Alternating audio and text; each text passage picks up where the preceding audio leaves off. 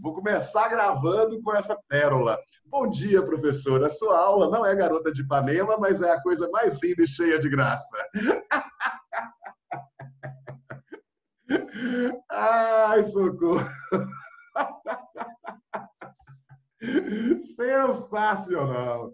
Ah, gente, essa é a nossa última aula do semestre. Tinha que terminar assim, né? A última aula tinha que ter uma dessa. Ai, bom dia a todo mundo, gente. Sensacional. Ai, ai. Meus queridos, exatamente. Ah, ô, meus queridos, deixa eu só. O Roberto agora. Não...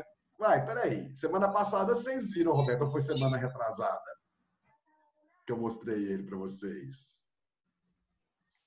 Que Foi é? semana, foi semana Quem vai retrasada? abraçar ali é você. Hã? E anda logo. Gustavo. Não anda. Gustavo, sem microfone, Gustavo.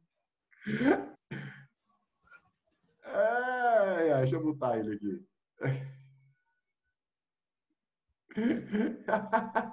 Pronto, gente, desculpa. Tá brigando com quem aí, Gustavo? Com a minha irmã, ué, não quer saber de fazer nada. Ah, Foi mal, gente, desculpa. beleza. Beleza, queridos. Então, eu tava falando? Pois é, última aulinha nossa.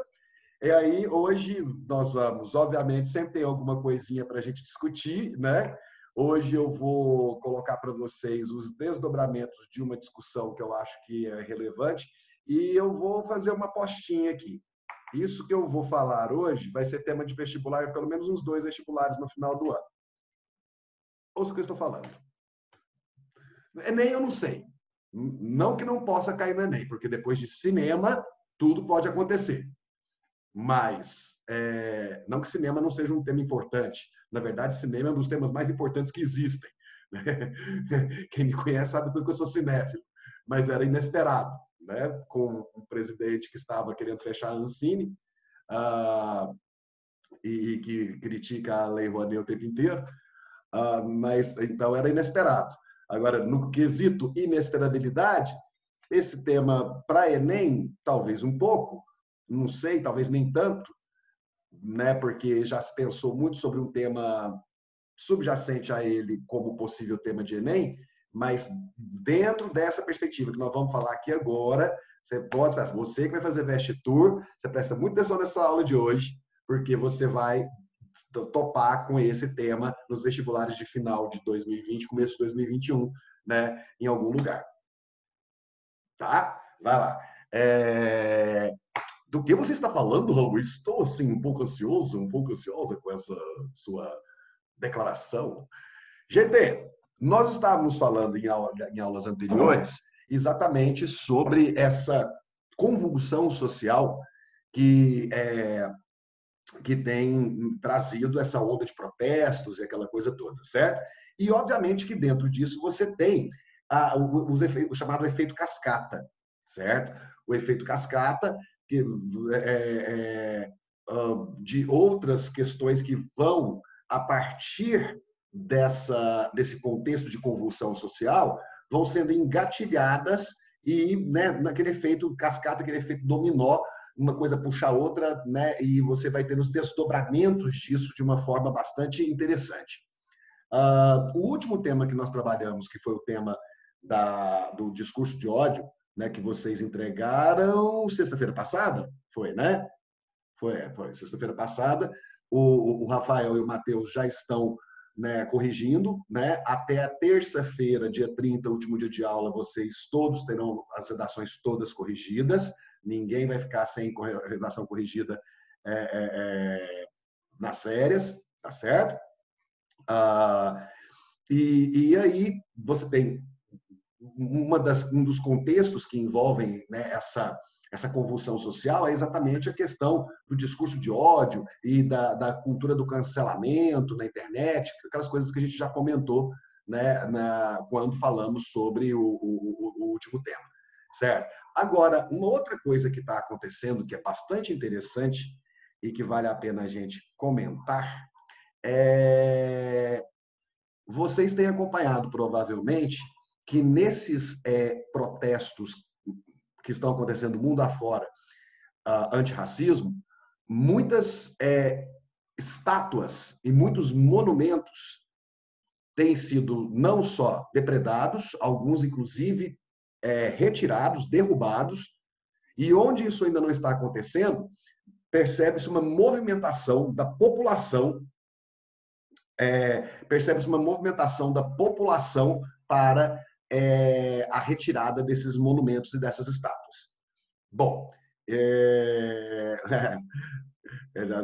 a Rafaela já está se manifestando aqui. Eu vou fazer uma pergunta para vocês a partir de uma coisa que eu vou mostrar.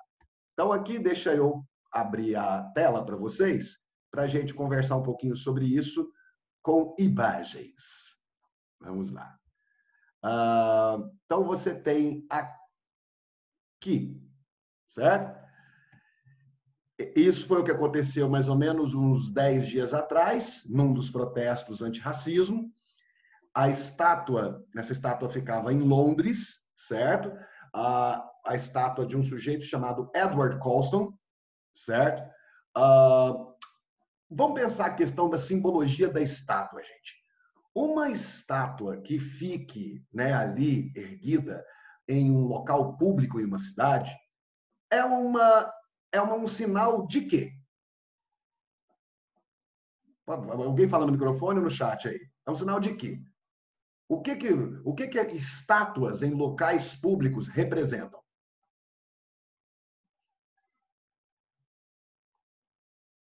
O que elas representam?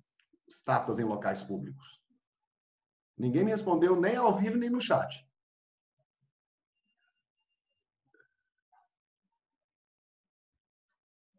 Alguém respondeu no chat. Valorização da história de algo, homenagem, representatividade. Exatamente, né? Então, quer dizer, sendo bem, assim, indo bem ao ponto, claro que tem um valor histórico, você, né, se alguém, mas esse valor histórico é uma coisa que vai sendo adquirida com o tempo, certo?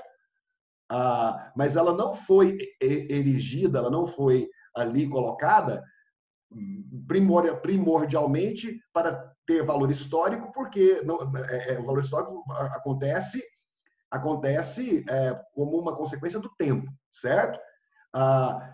E se transforma num patrimônio cultural também como consequência do tempo. Agora, a motivação de uma estátua como essa, a Rafaela colocou aqui, e é basicamente isso: homenagem. Você faz, né? Você coloca uma estátua de uma pessoa no local público para homenagear essa pessoa, porque o que se supõe, essa pessoa teve um papel importante e positivo na história daquele local, na história daquele país, na história daquele povo, na história daquela nação. Certo? Então, quer dizer, supostamente é para isso, na verdade, é para isso que fazem estátuas, para homenagear pessoas. E que são supostamente pessoas que merecem ser homenageadas. Muitas dessas estátuas são centenárias, são bicentenárias, são tricentenárias.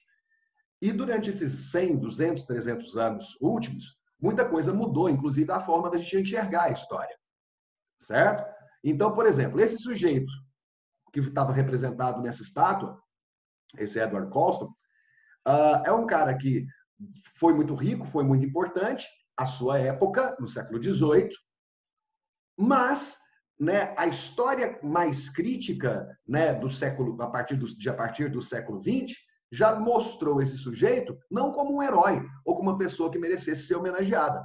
Por quê? A riqueza que ele adquiriu foi adquirida, né, foi conquistada por meio do quê? Do tráfico de pessoas. Ele era um traficante de escravos. Certo?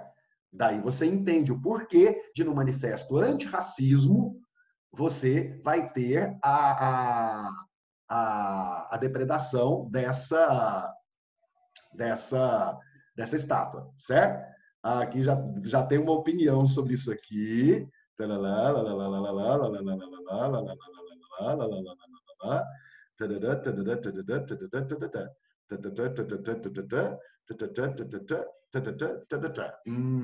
Bom, interessante a opinião que o Alan colocou ali, depois eu vou compartilhar com vocês. Tá certo? A minha pergunta é, bom, o que aconteceu com a estátua? No protesto antirracismo, né, pegaram correntes e puxaram a estátua e derrubaram a estátua, e você tem um flagrante do momento em que a estátua estava caindo. Pegaram a estátua, né, e como uma forma, né, de, como se fosse para apagar esse sujeito da história, jogaram a estátua no rio que corta Londres, que é o rio Tamisa. Certo? Eu quero saber a opinião de vocês. O que vocês acham disso? O Alan já colocou a dele ali. Eu quero saber de mais pessoas. Vocês acham que isso é, né, importante? Né? Então, a Rafaela acha que eu acho maravilhoso. Né? Isso. Vamos lá. Necessário. Acho que mais estátuas deveriam ser derrubadas. Vamos lá. Mais alguém? Deve ter gente escrevendo, né? Importante demais, acho importante, porque realmente não há como valorizar essas pessoas. Fundamental. O tempo é outro, né? Uhum. Beleza. Então, deixa eu colocar uma questão para vocês aqui. Gente, isso faz parte da história ou não? Faz, não faz? É uma história bonita? Não. Não é uma história bonita, mas faz parte da história.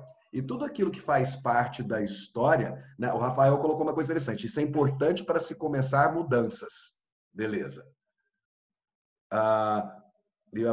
O povo idolatra muitas pessoas ruins até hoje. Está na hora das pessoas que se importam manifestarem seu desgosto. Certo? Aí eu perguntei se faz parte da história. Deixa eu colocar, infelizmente faz. Gente, se tem uma coisa, né? Vocês concordam que esses atos antirracismo, antifascismo e tudo mais, eles são atos que buscam igualdade, liberdade e democracia. Vocês concordam com isso? Que a ideia é que lute-se contra preconceito, lute-se contra toda forma de discriminação, lute-se contra o autoritarismo, lute-se contra tudo isso. Não é essa a ideia? Não é lutar contra tudo isso? Não é? Então tá. Beleza. Você apagar um pedaço da história não é um ato democrático. Se assim fosse, gente, o campo de concentração de Auschwitz tinha que ter sido destruído. Porque nenhum lugar talvez seja tão terrível e tenha uma história tão terrível quanto o campo de concentração de Auschwitz. E, no entanto, ele está lá. Né? Alguns de vocês sabem que eu tive a oportunidade de ir lá ano passado. Né? Viajei com a mamãe, e aí a gente foi para a Polônia, e eu falei assim, já que a gente vai até a Cracóvia, eu preciso ir a Auschwitz. E esses lugares, o Leandro colocou que esses lugares representam lugares de memória. Gente, nós não podemos destruir memória. Quem destrói memória esquece o passado. E quem esquece o passado está condenado a repeti-lo. O que nós precisamos fazer, na minha opinião, é um processo de ressignificação. Ressignificação. Então, beleza. Mas não, vamos aqui, não é uma homenagem ao nazismo, é um memorial às vítimas. Então a Sara colocou o importante aqui, ó. Mas não é uma homenagem ao nazismo, é um memorial às vítimas. Então você entendeu exatamente o que eu estou colocando aqui agora. Ressignificação. Essa estátua faz parte da história da Inglaterra? Sim. Faz parte da história de um país em que muitas pessoas enriqueceram traficando seres humanos? Sim. Isso deve ser apagado? Não. Agora, é necessário que se faça uma ressignificação. Talvez esse cara tenha que estar na história não de uma forma apologética, de homenagem, como aconteceu com essa estátua. Mas isso não significa que a estátua tenha que ser derrubada e jogada no rio. Porque aí você não está ressignificando nada. Você está destruindo memória e destruindo patrimônio público. Certo? Só que esse campo está lá para pessoas verem o quão negativo é. Essas estátuas estavam lá para serem homenageadas. Então, mais uma vez, a ideia da ressignificação. Certo? Ela pode ser apenas ressignificada, ou seja, ser utilizada para o bem, inclusive, né, como forma de mostrar exatamente esse tipo de classe social que ascendeu economicamente traficando pessoas. E isso é informação, isso é conhecimento. Então, em vez de ser um herói homenageado numa praça, esse cara tem que continuar sendo visto, mas por um processo de ressignificação em que mostra, olha, esse cara foi importante, né, por causa disso, disso e disso, só que ele era um traficante de escravos, um cara que fez isso, isso, isso, isso. Se eu apago ele da memória, eu apago história. Essa que é a questão. Certo? O grande irmão tá de olho, hein?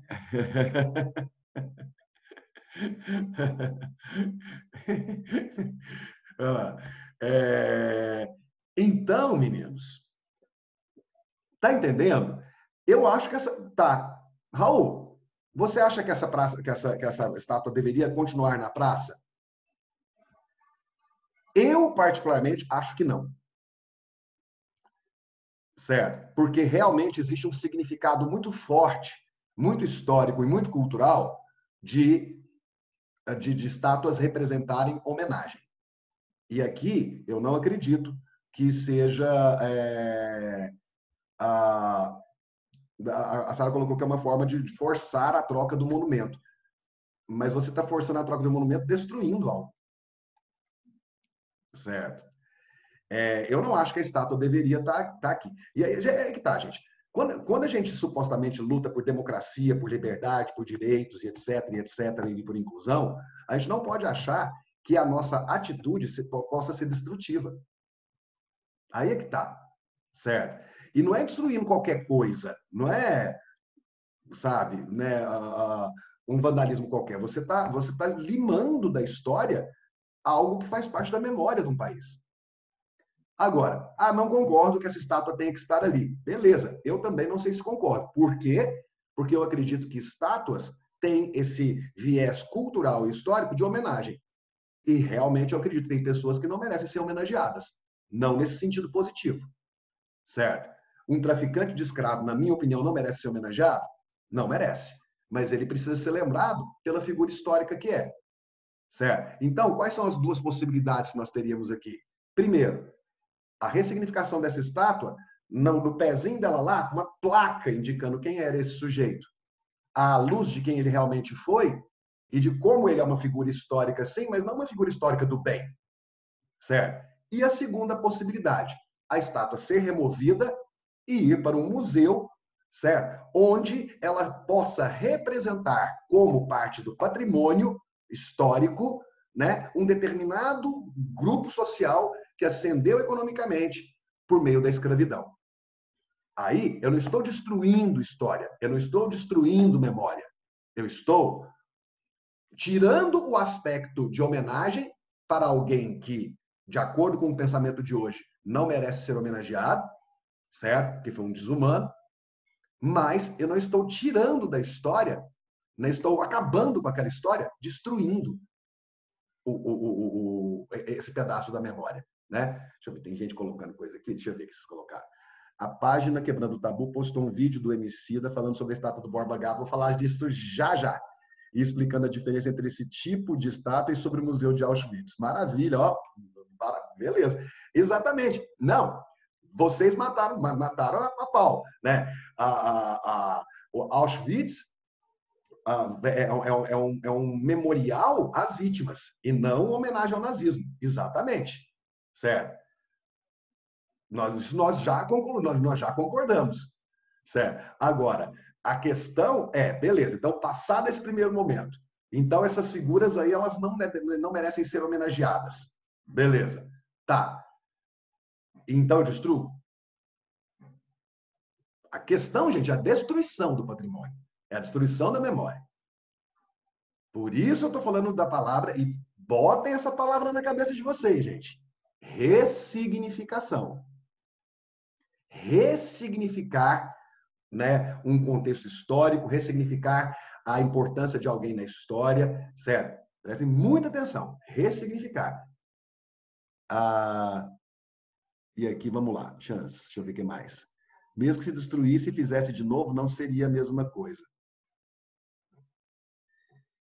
Não, porque perdeu a questão, o fato de essa estátua ter sido, né, feita num contexto em que esse sujeito era herói, certo? Era visto como herói por parte da sociedade, certo? Então, quer dizer, perde completamente, vira uma cópia de uma coisa que foi destruída e uma cópia de uma coisa que foi uma homenagem a um sujeito que nem merece ser mais homenageado, ou seja, perdeu o valor, certo? E ele falou justamente sobre um ser uma homenagem e o outro ser um lugar de reflexão, para que a gente não deixe. Exatamente, exatamente. Certo? Eu ia falar essa mesma coisa do quebrando tabu. Exatamente, exatamente. Certo? A minha questão aqui já entendemos, existe uma diferença entre Auschwitz e existe uma diferença entre uma estátua como essa ou a estátua do Borba Gato lá em São Paulo. O meu questionamento a solução é destruir? Eu, particularmente, não concordo com essa ideia. A estátua pode ser removida, pode ser ressignificada, né? Ela pode ir para um museu, ela pode, sabe? Mas ela faz parte de uma memória, certo? Destruir memória nunca é bom, gente, para nenhuma nação, para nenhum povo. Tem um texto maior aqui. Acredito que a existência dessas estátuas é fundamental para que a história não se repita. Mas para isso, Igor, precisa ter uma ressignificação.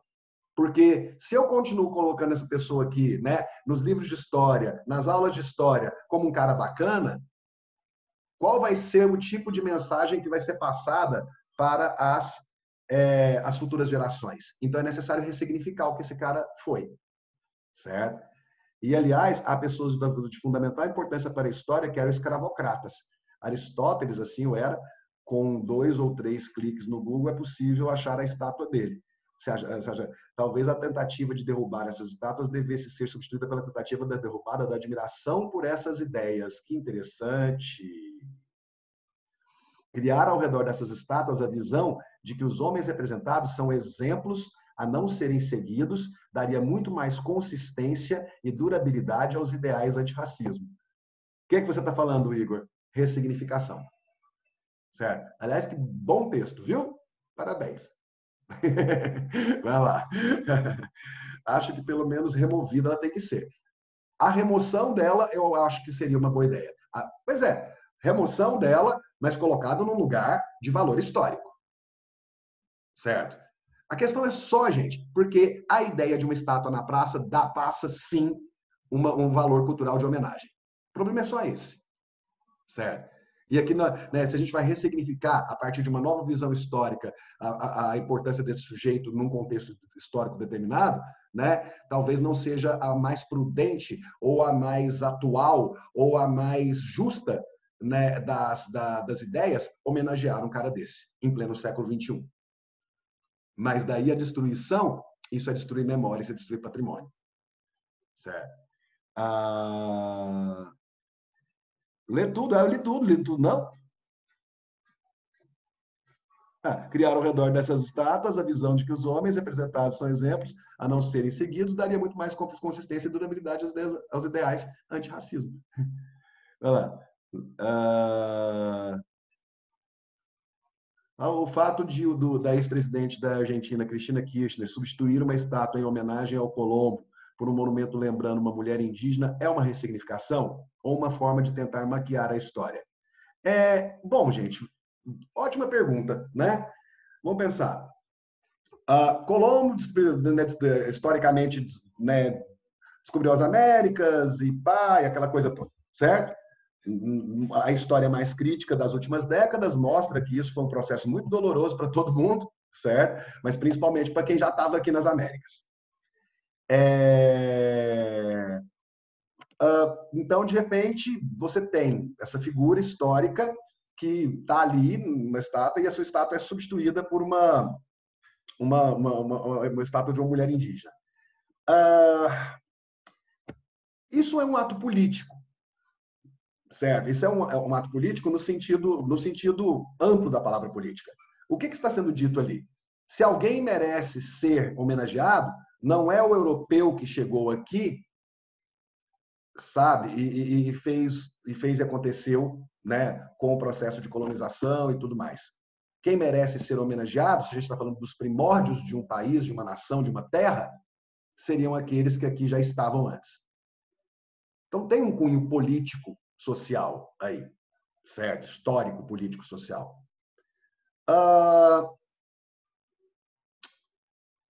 Eu acho que é muito de cada pessoal. Eu acho interessante que se tenha essa visão da importância de quem aqui estava, né, no que se refere a essa homenagem, a essa ressignificação e tudo mais.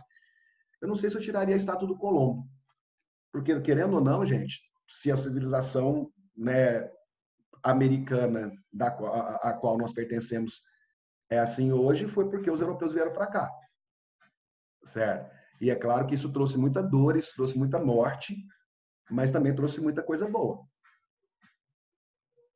né? Então, eu acho que por isso que eu falo que é um ato político, né? É a ideia de, ok, em vez de ficar falando desse cara que veio para cá e matou, e colonizou, e roubou e tudo, né? Vamos falar de quem já estava aqui e que era, a princípio, dono dessas terras. Certo? É um ato político, então. Beleza? É contraditório ressignificar e deixar no meio da praça. Ah, interessante, ó, a Érica colocando aqui, ó.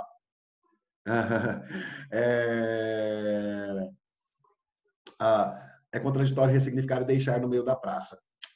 Pois é, vamos tentar pegar uma coisa aqui interessante, meninos. Por exemplo, você não tem na Alemanha, porque é mais fácil falar do nazismo e de Hitler, porque ainda são coisas muito vivas na nossa memória. Você não tem nenhum lugar público que eu me lembre, pode ser que você esteja enganado, nenhum lugar público, nenhuma praça, nenhuma coisa assim, em que você vai ter alguma estátua de Hitler. Mas você vai ter, né, museus, você vai ter memoriais que vão ter, né, fazer a lembrança ao nazismo, a lembrança ao governo de Hitler e tudo mais, em vários lugares. Mas a figura de Hitler não é uma figura que aparece publicamente nas cidades alemãs, certo? Então, sim, faz parte da história, mas eu não quero que isso seja, né, homenageado em praça pública. Certo? Então, nesse sentido, eu concordo com a Érica. É muito difícil você ressignificar algo se ela continua bonitinha lá na praça. Uma vez que, culturalmente, a ideia de estátua na praça significa homenagem. Tá certo? Entendem? Né? Quer dizer, agora, também não sou a favor, né? Aí eu, particularmente, não sou a favor, não sei se é, não creio, na verdade, não sei, não acho que derrubar, destruir, afogar a estátua seja a melhor maneira. Por quê? Porque isso é história. E história não se destrói, história se preserva. Certo? Então, chance. Agora, Raul, mas mesmo que não seja a melhor das opções, ou não seja, mesmo que não seja uma boa opção,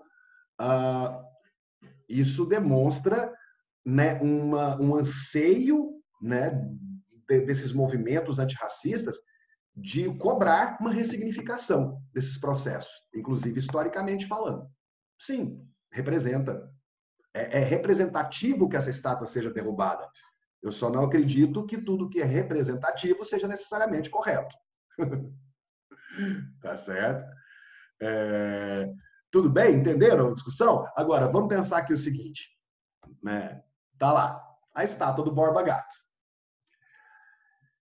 Tá, olha o que a Folha de São Paulo... Não foi a Folha de São Paulo, não. Foi o UOL. Certo? Colocou aqui. Para muitos paulistas, Raposo Tavares, Fernão Dias, Cardoso de Almeida e Anhanguera são apenas nomes de rodovias. Mas há coisas que nem o asfalto é capaz de esconder. O passado questionável dos personagens de nossa história.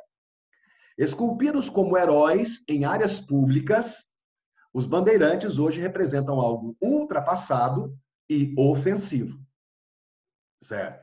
Junto aos protestos antirracismo ao redor do mundo, que têm pedido a cabeça e o corpo de pedra desses monumentos, surge a dúvida: o que fazer com um passado que já foi tido como heróico? Certo?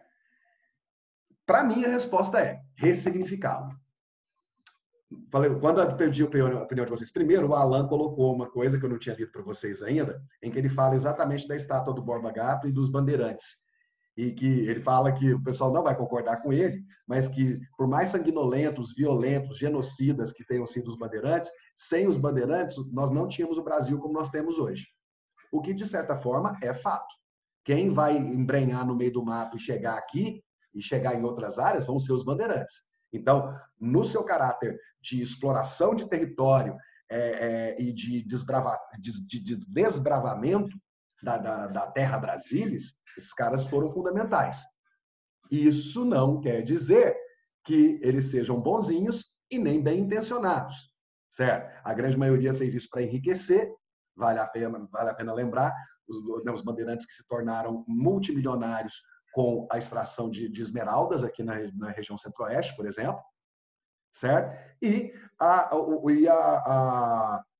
a recorrente cultura do estupro às mulheres indígenas, né, por onde esses caras passavam, certo? Então, quer dizer, é herói? Nesse sentido idealizado que nós temos de herói? De jeito nenhum. Está muito mais para vilão. Mas são pessoas que tiveram importância histórica? Puta merda, como tiveram. Tá certo? Agora, então o que fazer? Ressignificar. Certo? Até mesmo retirar as idealizações seria uma boa alternativa. Mostrar a história como de fato ela é. Exatamente. Ressignificar. Parar de achar que porque o cara é uma estátua, ele foi um herói, uma pessoa que só teve coisas boas e que só fez coisas boas. Certo? É a história crítica. É a história feita para o século XXI. É a história que observa o que o mundo foi e traduz isso para os valores do século XXI, mas sem destruir esse aparato histórico que está ali, porque ele faz parte de uma memória, né, e de um processo que já aconteceu. Ah, mas já aconteceu. Mas aconteceu. E não se destrói a história, gente. Né? Eu entendi. Mas ainda acho que essa ressignificação vai acontecer só na redação. O movimento contra o racismo não surgiu mês passado, sabe? Saber que eram ruins todo mundo que fez ensino médio, sabe? Mas ainda estão lá. Não, mas é processo. Isso é processo. Certo? Isso é um processo. Muita coisa já foi ressignificada, inclusive os bandeirantes. Os bandeirantes eram vistos como heróis. Hoje não são vistos como heróis mais. Agora, o que fazer com esse processo de ressignificação? Certo? Banir essas figuras da história? Ou, né, mudar o seu lugar na história a partir desse processo de ressignificação? Essa que é a chance. Tá certo?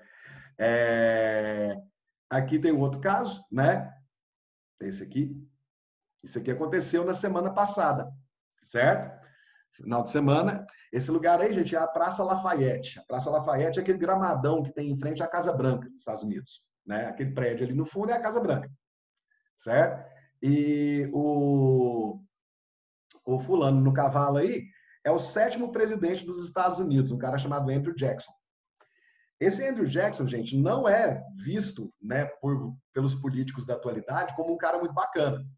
Até porque, dentro dessas revisitações históricas que vão mostrar o papel de vários, né, dessas figuras importantes do passado, né, tem-se hoje que o Andrew Jackson foi um dos caras mais nocivos, por exemplo, para os indígenas norte-americanos, para os nativos norte-americanos.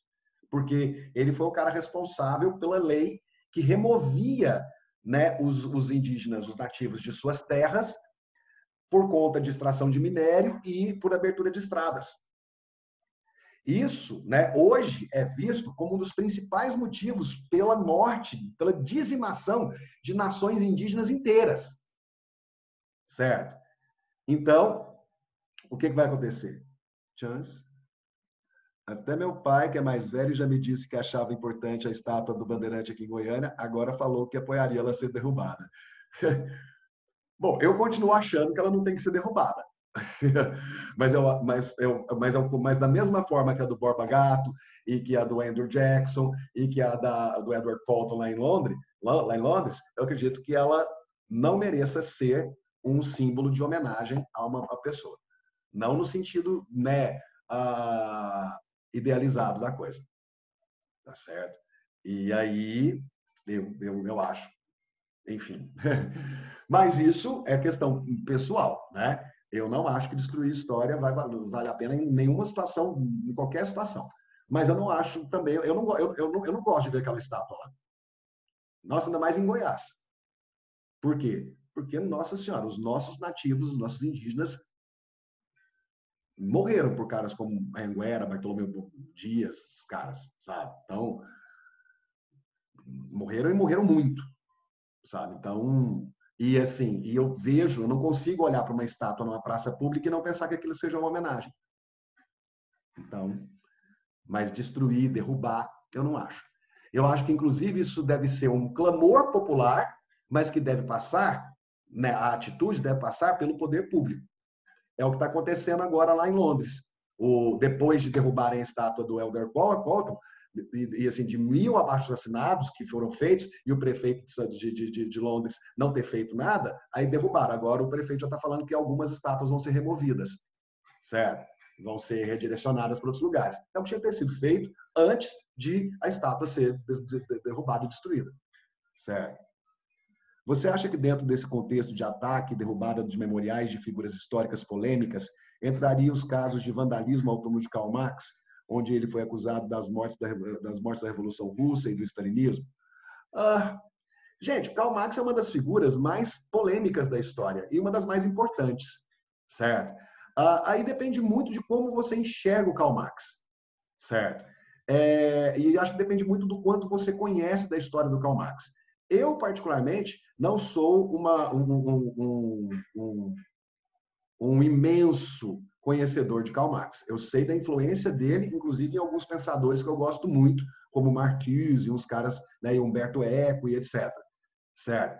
Agora, eu não sei a reverberação do papel político dele nessas questões relacionadas, por exemplo, às mortes da Revolução Russa do stalinismo. Agora, uma coisa eu sei, certo?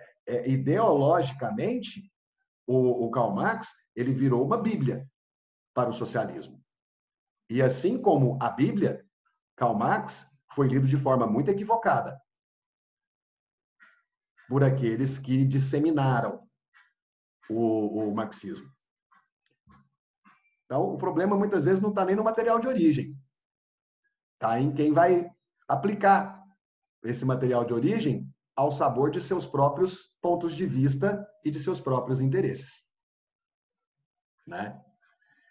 Então, qualquer movimento que tente, mesmo que de forma mínima, destruir pedaços de história são um desserviço, visto que, por exemplo, o nazismo, mesmo com os inúmeros memoriais, ainda continua vivo e isso é terrível. Eu não acredito, eu realmente não acredito que destruir pedaços da história seja benéfico para nada. Eu não acredito, certo? Agora, vamos pensar aqui o seguinte, os monumentos nazistas foram todos destruídos, né? Ou né, os monumentos, a simbologia nazista. Mas ali, gente, existe uma questão que é muito séria. Você não está destruindo um pedaço da história apenas, você está destruindo uma ideologia que fez na Alemanha e na Europa o que o nazismo fez.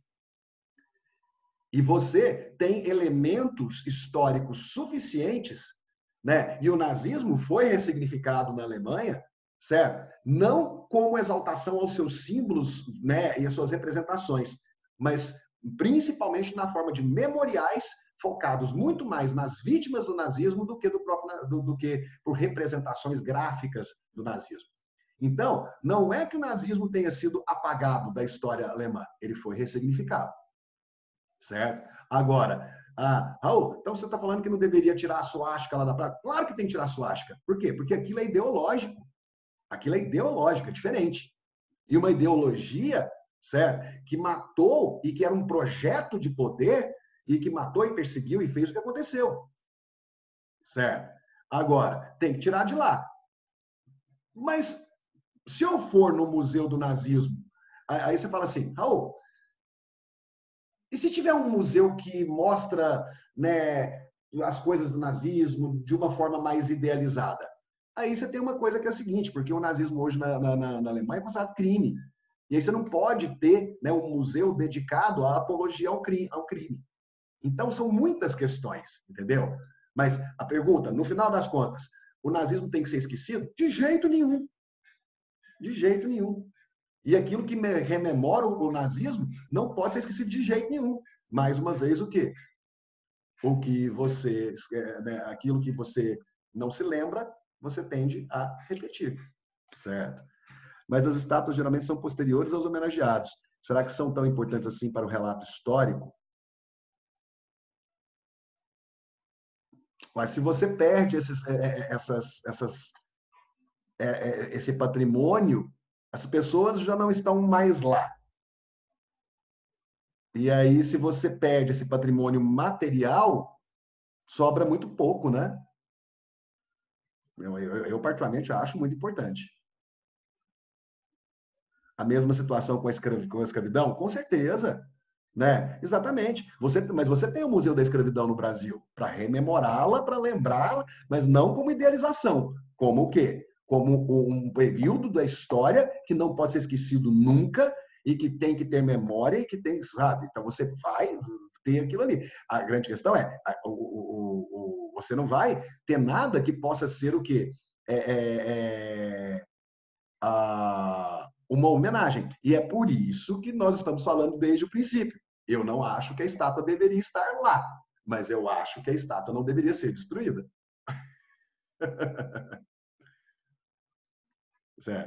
O Museu da Escravidão é angustiante, você sai de lá meio atordoado. Sim. Ou seja, então, quer dizer, lá em Londres, o Museu da Escravidão tinha que ter a estátua daquele cara lá. Certo?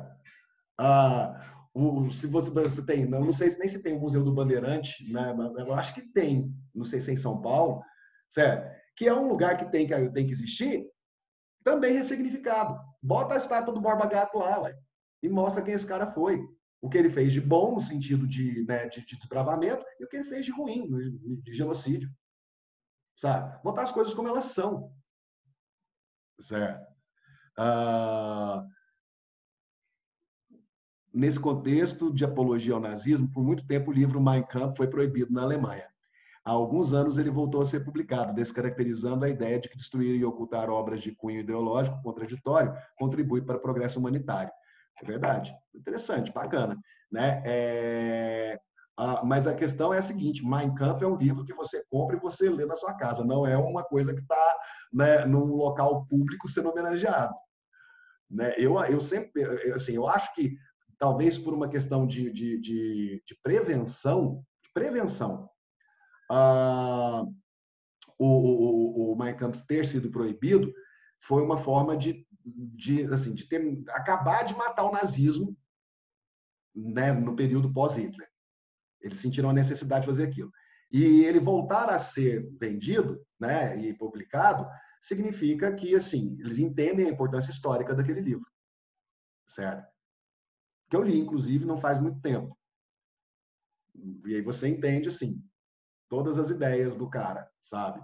Inclusive no seu plano de eugenia, que é realmente a grande coisa que ele vai justificar para a ideia da grande Alemanha branca ariana, certo?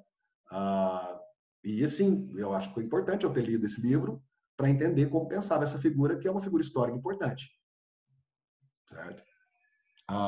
Como é importante, por exemplo, o Museu da Bandeira na cidade de Goiás. O Museu da Bandeira, exatamente. Mostrando como os escravos foram tratados de forma tão desumana e cruel que em Goiás. Exatamente. Então, nós estamos falando da mesma coisa. Nós estamos falando que é importante manter a história. A questão é, é necessário fazer um processo de ressignificação. Para aqueles que são homenageados, foram homenageados, e que hoje a gente entende que não são heróis, possam manter seu lugar na história, porque fazem parte dela, mas não sejam idolatrados, idealizados, nem homenageados, né, como já foram no passado.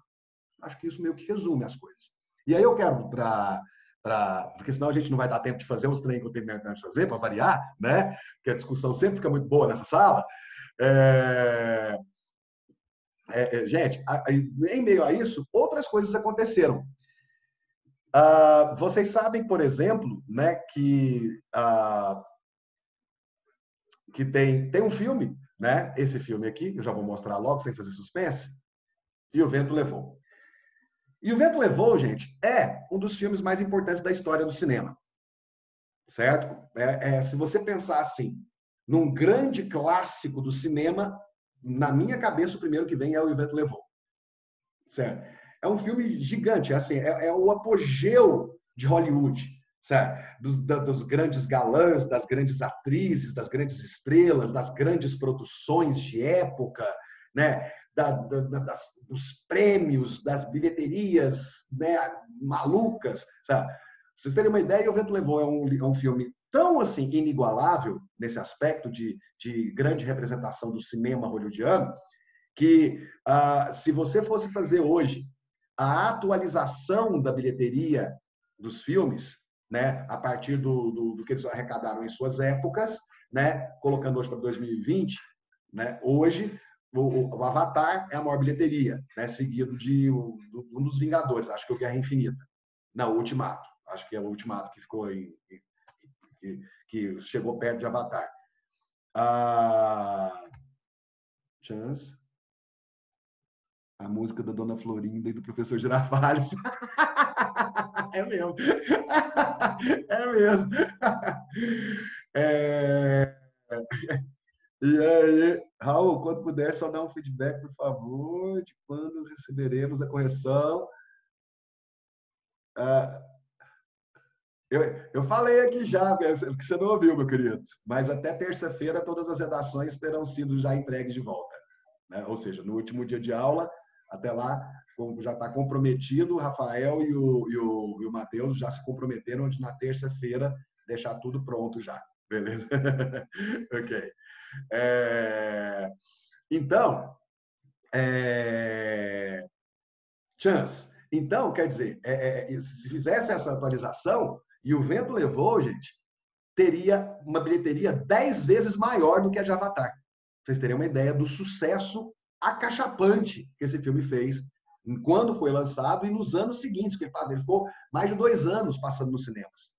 Certo? E depois, né, a cada década, ele voltava para os cinemas, porque as pessoas se apaixonaram por esse filme de uma tal forma. Eu lembro de criança, né, na virada dos anos 70, anos 80, eu lembro de passar E o Vento Levou aqui pela milésima vez aqui em Goiânia, no Cine Presidente.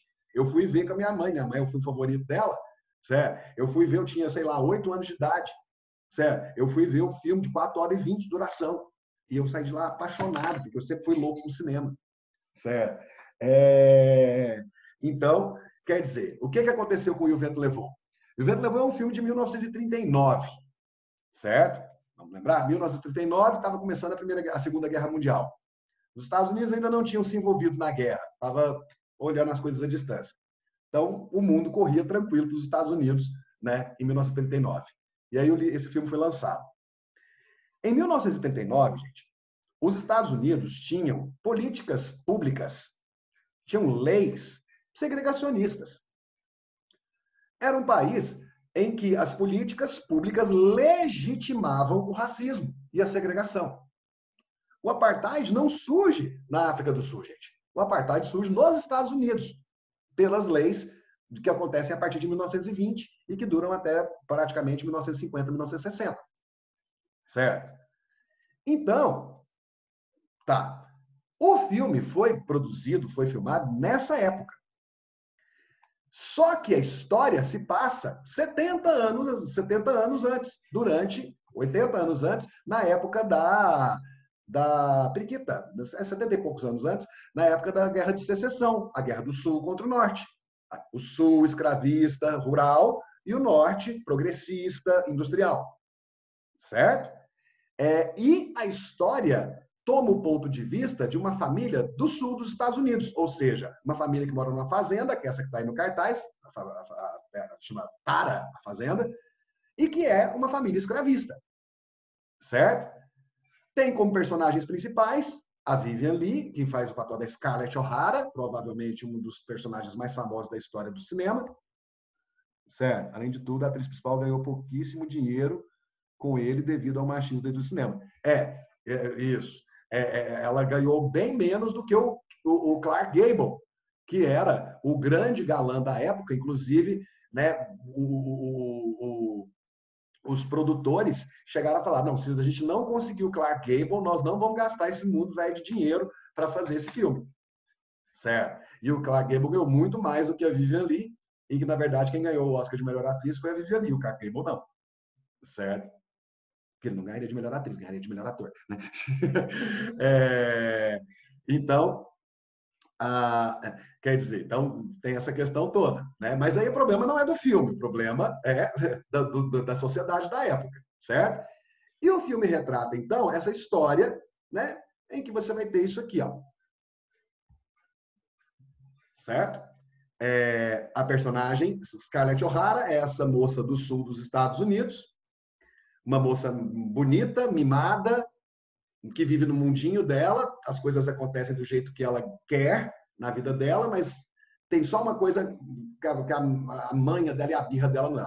Ela é focada num cara chamado Ashley, e esse cara chamado Ashley gosta, ama uma outra moça que é a Melanie, certo? Beleza. E ela não se conforma com isso. E à direita você tem a Mamie. A Mamie foi a babá da Scarlett, né? E depois que a Scarlett cresceu, continuou cuidando, como se fosse uma espécie de aia. Perceba ela com o uniforme, né, de empregada doméstica, aqui no caso, uma escrava doméstica, certo? E assim, a Scarlett adora a Mamie, certo? A Mamie é a segunda mãe, certo? A Mamie cuida, a Mamie, né, idolatra a Scarlett como uma filha.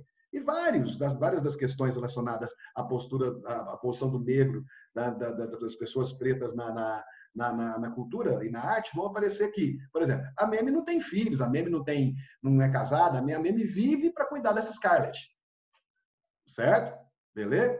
Agora, isso acontecia muito de verdade na época da Guerra da Secessão, no sul dos Estados Unidos? Acontecia. Certo? O filme, que é de 1939, de uma época em que você tinha leis racistas nos Estados Unidos, é um filme que vai, então, contar essa história que acontece durante a Guerra de Secessão, em que havia escravidão. E o filme toma como ponto de vista a Scarlett O'Hara. Os outros são coadjuvantes. Certo? Então, o filme não questiona a escravidão, né? Não questiona o fato da escravidão ser algo ilegítimo. Não questiona, porque o foco do filme não é esse. Aí o que acontece? E nada parecia fora do lugar, uma vez que o discurso da época também era um discurso que não politizava a questão do racismo, até porque os Estados Unidos tinham leis racistas. Recentemente, né, o filme pertence à HBO e ao periquito lá da HBO Max, certo? A plataforma da HBO Max. E o filme foi retirado da plataforma e agora voltou ontem para a plataforma. Com o quê? Com sinalizações das cenas com legendas, nas cenas em que há a conivência com racismo ou há, né, uma situação que possa ser considerada conivente com racismo. Certo? Isso está gerando maior debate no meio cinematográfico, acadêmico, se isso é certo, se isso não é certo. Você quer falar, Rafaela?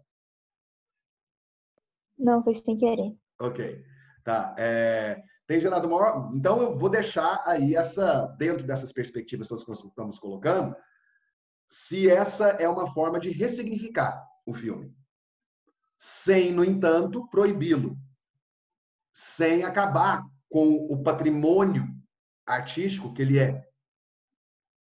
Tá bom?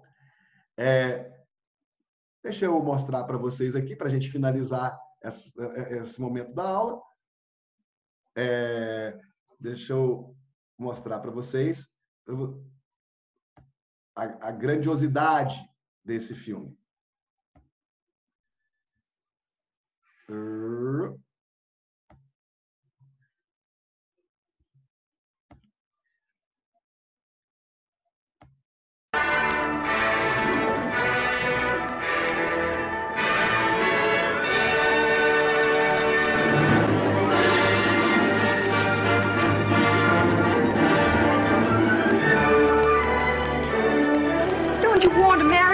I'm going to marry Melanie.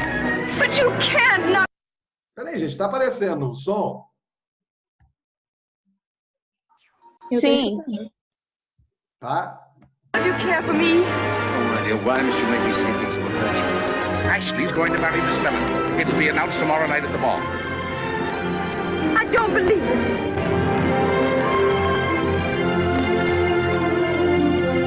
If I dance, my reputation will be lost forever. Enough courage you can do without a reputation. Oh, you do talk scandalous. Well, if the war's going to start any day now, so would have left college anyhow. War. Isn't it exciting, Scarlett? You know those fool Yankees actually want a war? We'll show 'em. Well, gentlemen, if Georgia fights, I go with her. But like my father, I hope that the Yankees will let us leave the Union in peace. But Ashley... But Ashley, they've insulted us. You can't mean you don't want war. Most of the miseries of the world were caused by wars. And when the wars were over, no one ever knew what they were about. Oh, but there. No, you're just a child. It'll come to you, this love of the land. There's no getting away from it if you're Irish. I'm going home by the walk every step of the way. I'll kill you if you try to stop me. I will.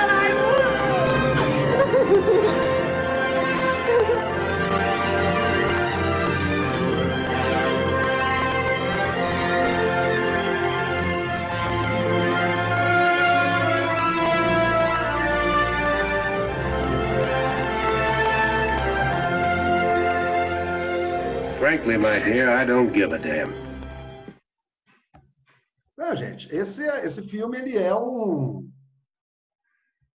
clássico do cinema. É um filme maravilhoso, lindíssimo, enfim.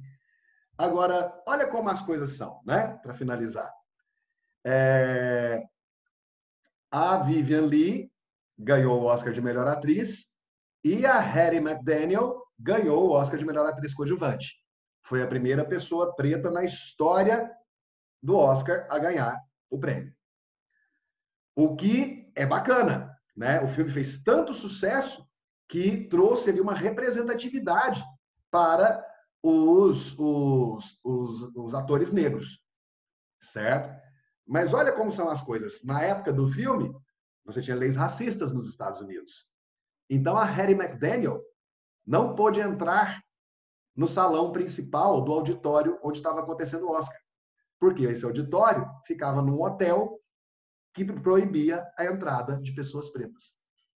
Então, ela ganhou o Oscar, o que era representativo, mas ela teve que receber o Oscar numa sala separada, porque ela não podia entrar nesse auditório.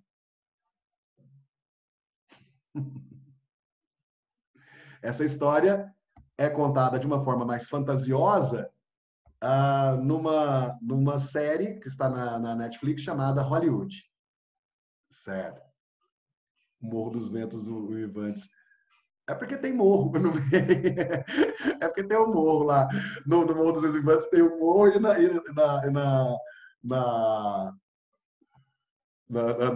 no Vento Levou você tem, né, as cenas em cima do morro também, lá de Tara. Beleza, meninos? Então tá. Queridos, na semana passada eu entreguei para vocês o material de redação por competência. Confere, certinho? Certo? Lá você vai fazer daquilo ali, gente, a sua cartilha. Porque aquele trem deu um trabalho da porra. Certo? E aí que eu coloco tudo. Quais são os maiores problemas? O que acontece? Tá pouco desenvolvido a argumentação. Então tá, o que você faz para o projeto de texto ficar assim? Tá lá, tá tudo lá. Você vai fazer aquilo a sua cartilha. É para ficar aqui do lado. Até você tirar 1000, é para você ficar com aquele negócio do seu lado ali, ó. Certo. Certo. Então, aquele material já virou minha nova religião. É sensacional. Muito bom. E aí, agora, né, eu tinha ficado de fazer para vocês, né, uma aula sobre vírgula e crase, que vai durar 13 minutos, mas o material está pronto, inclusive com exercícios, com gabarito comentado e tudo mais. Tá certo? Virou sua também, é. Que coisa boa, fico feliz. Então, eu vou aproveitar o tempo que nós temos para apresentar o material para vocês. Tá certo? Apareceu aí, gente? O material? Tá aparecendo? Sim, apareceu. Tá? Ok, tá. Então tá. Gente, o materialzinho tá aí, bonitinho, vai estar agorinha na sua plataforma. Vamos parar de errar crase? Que tal? Parar de perder ponto na competência 1 por causa de crase de vírgula. O que você acha disso? Gente, bota na sua cabeça uma coisa. Bota na sua cabeça uma coisa. Crase, vai aprender agora. Ou começar a aprender agora. Crase só existe quando existe a preposição a e o artigo feminino a. O artigo, o, a, uma, uns, umas, as, os, é. Tá? Então, só existe crase quando tiver a junção do a preposição com o a artigo. Só. Raul, a é um artigo feminino. Ele vai acompanhar um substantivo feminino. Então, logo de cara, você já bota o seguinte: 99% das vezes, a crase só vai aparecer antes de um substantivo adjetivo feminino. Como é que é, Raul? 99% das vezes, a crase só vai aparecer antes de um substantivo ou adjetivo feminino. Cavalo é feminino? Não! Então, andar a cavalo, você anda de uma maneira, né?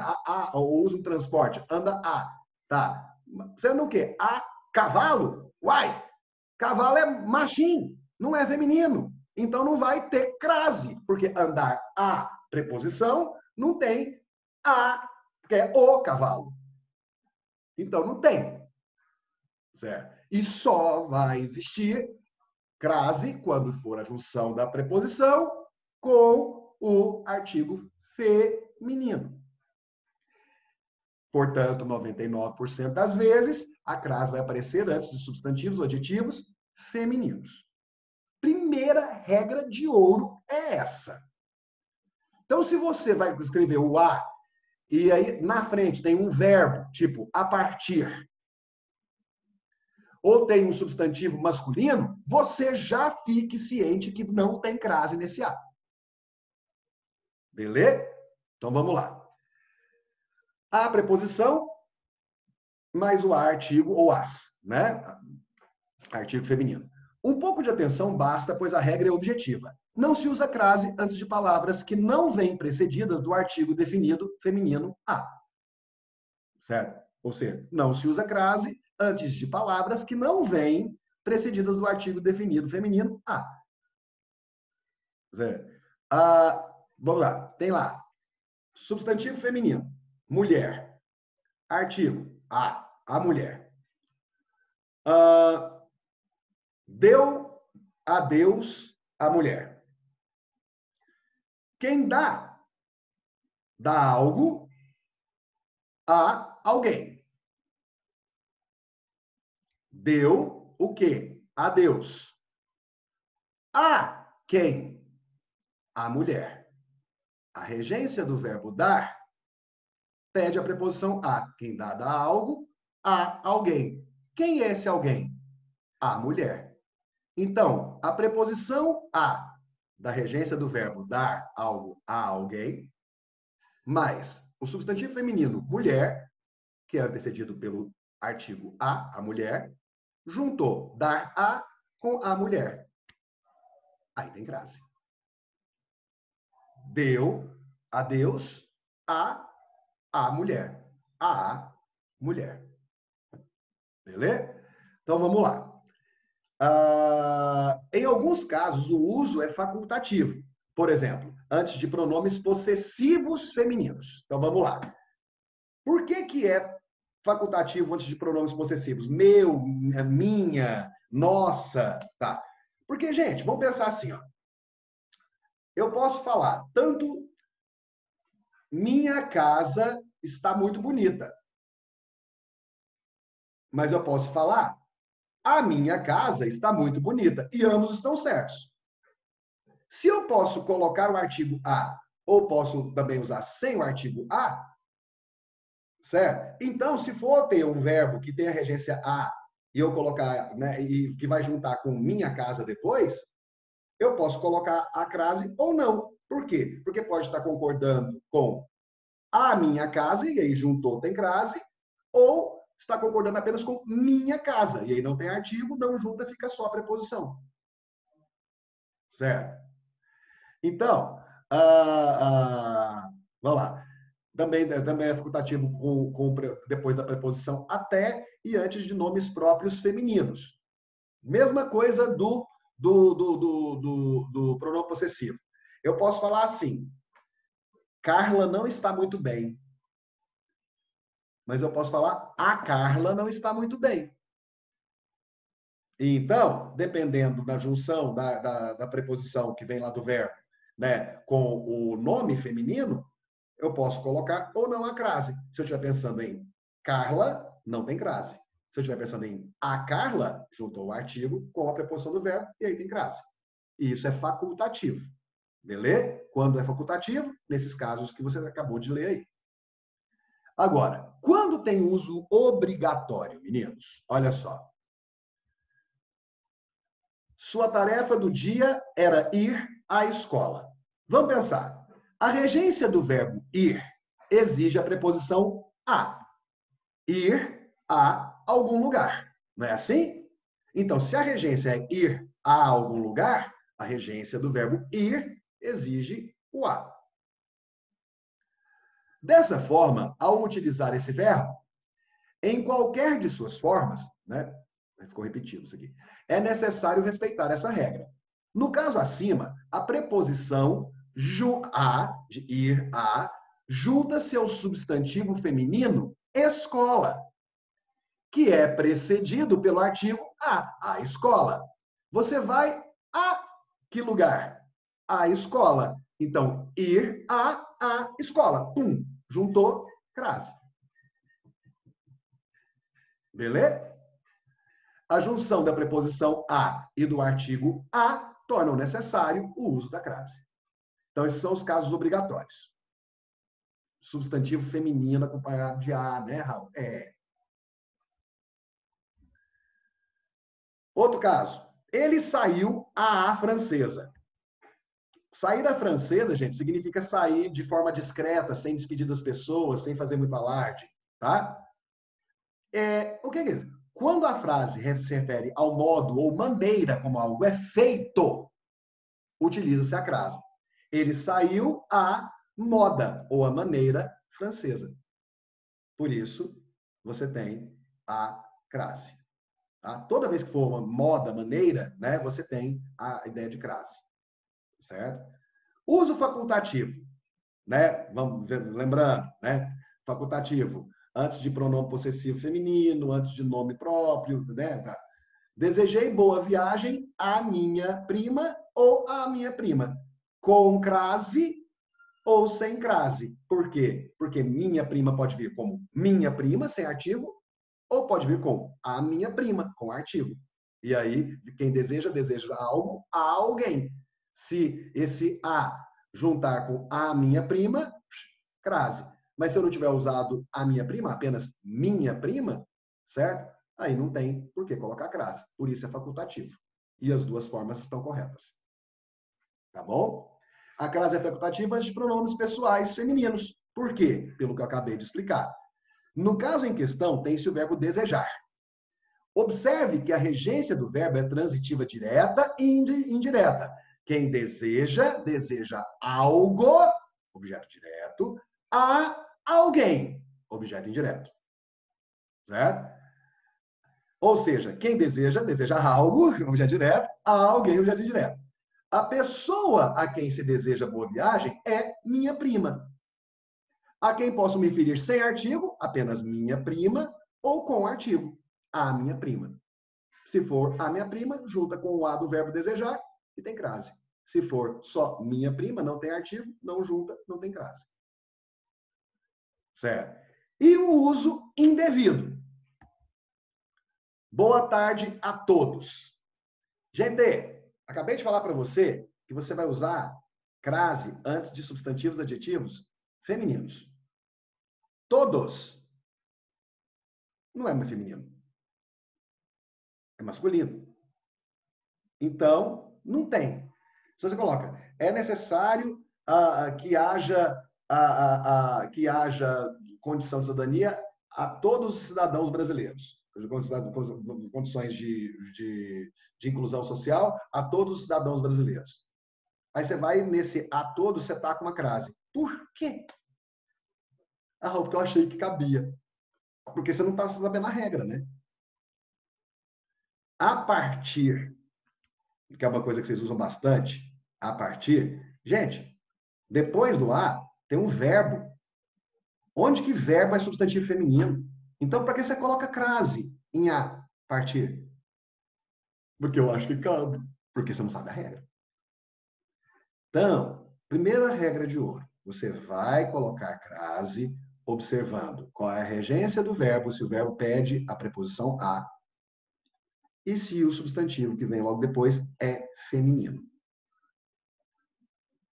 Gente, se você começar a observar isso, 90% dos seus problemas com crase vão acabar.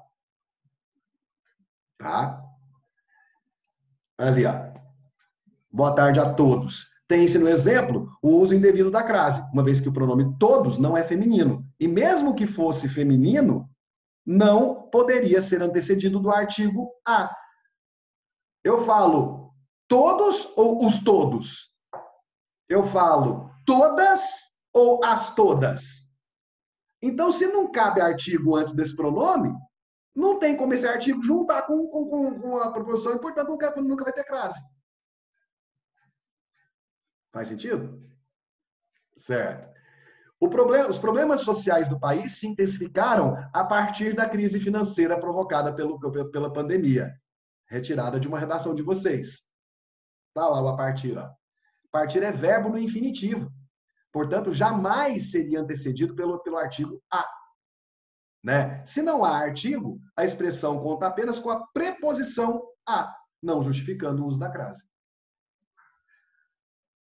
Aí eu coloquei uns exercíciozinhos para vocês, retirados de vestibulares e tudo mais. E depois do exercíciozinho, eu coloquei o gabarito aqui, gente, tudo explicado. Por que o gabarito é aquele? Tá certo? E depois tem as regras de ouro das vírgulas, com exemplos para que você possa melhorar isso aí também. Tá? Se for necessário na volta às aulas, na verdade eu vou fazer isso. Eu quero treinar isso com vocês e, de repente, eu acho que eu vou fazer até uns ditadinhos, né, sobre esse assunto para que a gente possa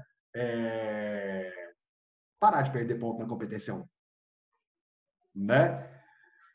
Gente, vocês viram que assim, eu tentei fazer a explicação da crase no material da forma mais direta e simples possível, para ver se você começa a prestar atenção nisso e para de errar isso.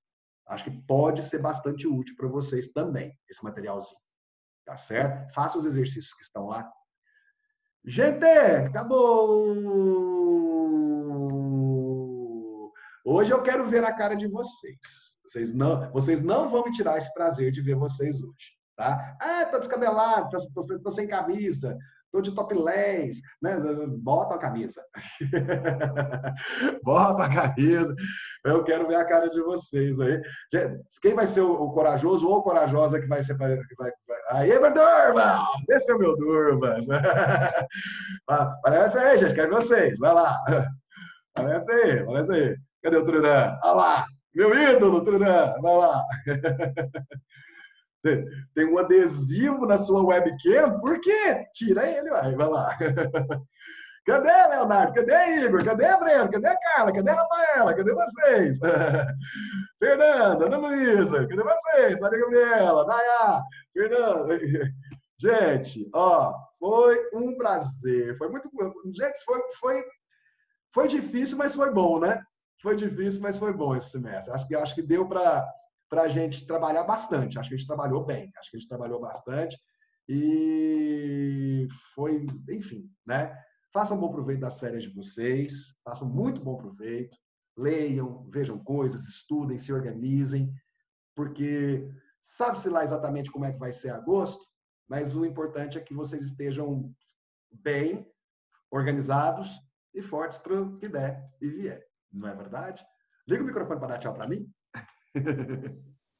Tchau, Raul. Queridos, boas férias. Boas férias. Grande abraço. Grande abraço para vocês. Tchau, Raulzinho. Tchau, meus amores. Tchau, meus beijos. Tchau, tchau.